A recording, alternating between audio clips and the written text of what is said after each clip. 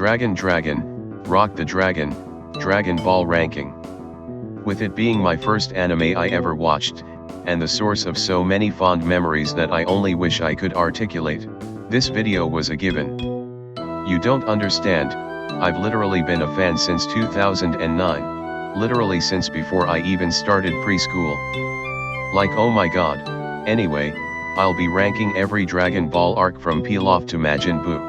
I might do a second video on Super or GT, but I just don't have the stomach for it right now. Also, I grew up with Dragon Ball Kai, so I won't factor in filler when ranking these arcs. With that being said, let's go. Number 10, the Pilaf arc is the first of the series, and the worst. Maybe my ignorance on the journey to the West inspiration detracts from my appreciation, but what can I say, it was a mid-arc. It was definitely comedic, and the combination of Goku, Bulma and Oolong is so entertaining. Them and the Pilaf gang really carry this arc. But I didn't care much for half of the hijinks they got into. I did watch OG Dragon Ball after Kai, so seeing each character's initial starting point was something I looked forward to throughout the OG, even if they were totally shafted later. Number 9, going from the first arc to the last, I'm talking about the Majin Buu arc. It was fun. I liked that it brought Dragon Ball back to its comedic roots, and Buu was a fun villain. Unfortunately, the arc was just all over the place. It ruined Gohan, shafted the hell out of Piccolo, and made me want to jump out a window every time Supreme Kai and Kibito were on screen. Goten and Trunks just become two halves of a character at a certain point, which is disappointing for the latter since his future incarnation was actually an interesting character. Goes to show what peace does to a motherfucker. I mean shit, I love the conclusion of Vegeta's character arc, and I think it's cool that Buu grows from an ignorant child to a perfect conglomerate of some of our main characters. And the contrast between his forced absorption of the characters, and Goku's, and Vegeta's willing fusion is always pretty cool to think about. Again, not a bad arc, just not as good as the ones above it. Number 8, the Red Ribbon Army arc is a long arc, saga, or whatever the fuck it is. I thought it was an absolute drag at first, but I grew to really enjoy it upon rewatch.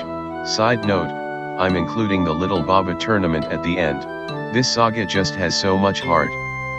Look, I know the Dragon Balls are used to revive characters like every arc, but when Appa reunites with his father though, the whole ordeal of finding the Dragon Balls is a great testament to Goku's selflessness. Speaking of Goku, him reuniting with Grandpa Gohan was one of the best moments in Dragon Ball, once again showing his more human elements. Ironically, Korin and his connection to Roshi. The threat of Mercenary Tao, Fortune Teller Baba, in general. I love them all. But certain parts like the whole General Blue and Violet segments felt like I was dragging my balls across Frieza's horns. And fuck me, Goku's ascension through Muscle Tower, ugh. Let's just move on. Number 7, the 21st Tournament arc. First of all, shout out to Roshi for being the funniest character, while also instilling lessons in Goku that will become key parts of his character. Through Roshi's fight with Goku, he showed him that there are always warriors stronger than you, and an overabundant pride in one's strength leads to complacency and lack of drive. There's also a running joke with these tournaments that I thought was funny, but I'll wait until I've covered all 3 tournaments to say it. Aside from those things, Nam's motivation for fighting in the tournament was beast, and Goku's Uzura transformation was literally beast. And a great moment that goes underappreciated is during Krillin and Roshi's fight. At one point they explain all these crazy and absurd things they did in a less than a second exchange. It was so ludicrous and I love it. Number 6, the Cell arc. Man, I love time travel in fiction, even if it isn't done well. The dark reality of the future looms over the beginning portions of this arc, a feeling I don't get too often from Dragon Ball unfortunately. And Trunks' initial introduction was so badass.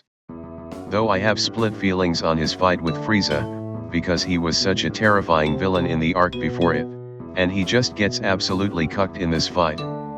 17 and 18 were fun villains to watch, and the way 16 grew to appreciate and love Life Ma, Kess his death quite the tragic one. I love Cell as a villain, and as a concept, the fact that he was the amalgamation of so many characters we met up to this point, kind of like Buhan, was fitting for a potential final villain. Like, I'm not even saying this was meant to be the final arc, but come on, it should have been. Especially since you had Goku's seemingly permanent death, and the passing of the torch to Gohan. Throughout the series up to this point, Gohan was something of a pacifist who hated the idea of battle. He always wanted to grow up a normal human, but he did what he had to do to save the world. He related to 16 during the Cell fight despite never meeting him before, making his transformation more than just a badass power-up. Also, we get a satisfying conclusion to Trunks' story, so that's nice. Number 5, the 23rd tournament arc, where we're introduced proper to Piccolo Jr. So much is paid off in this arc. Tien severing his ties with the Crane School, Goku's and Chi-Chi's relationship, the Tien and Goku rematch, and of course, the conflict with Piccolo. The build up to this arc was great too, with Goku training with God to defeat the son of a demon. Good climax for sure, and if you told me this was the original ending arc, I'd totally believe it. Number 4, the Saiyan arc. What a nostalgic arc. It's short, it's sweet, and my nostalgia carries it to the stars. The fight with Goku and Vegeta, that's a vibe. Gohan going ape in the training arc, that's nostalgic. Bro, Kaioken was epic as all hell. This arc is way too much of a vibe, let's move on. Number 3, the Namek arc, with absolutely no filler whatsoever. I really enjoyed Vegeta during this arc, absolute MVP. Having all these different sides to the conflict in the first segment, with the main crew, the Frieza Force, and Vegeta's one-man army. It felt very strategic. The Ginyu Force segment was just nostalgic for me. And the looming threat of Frieza, goddamn. Chris Ayres, God rest his soul, killed his role as Frieza like an absolute goat. And of course, one cannot discuss this arc without mentioning Super Saiyajin. Like, what a legendary moment. The whole fight with Goku and Frieza, I was pre-coming at the thought of this moment. An absolute staple of anime for sure. Number 2, the 22nd tournament. Bro, Tien was a fucking monster in this arc. We're made to absolutely despise him, with everything that he did and the way he insults our boys. I love him coming around at the end, as well as that shit-stained Crane Hermit getting blasted, though his interactions with Roshi were gold. And Roshi, my guy, once again the MVP of a tournament arc. His fight with Tien was so impactful, as he struggles to get through to him at every turn.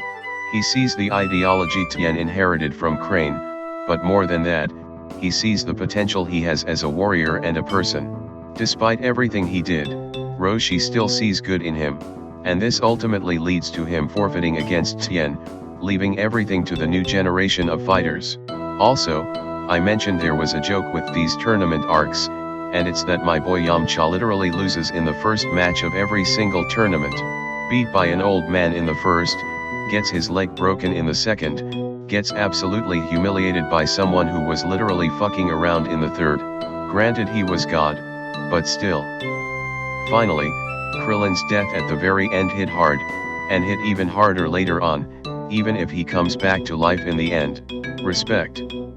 And my number 1, by process of elimination, is the King Piccolo arc. Like, it's not even close. It has such a different and darker vibe than the rest of the series. This video is long enough, so I'll save this one for its own video. Yes, I love it that much. If you enjoyed, please like and subscribe. Shout out to the Dragon Ball fans out there, and with that, peace out.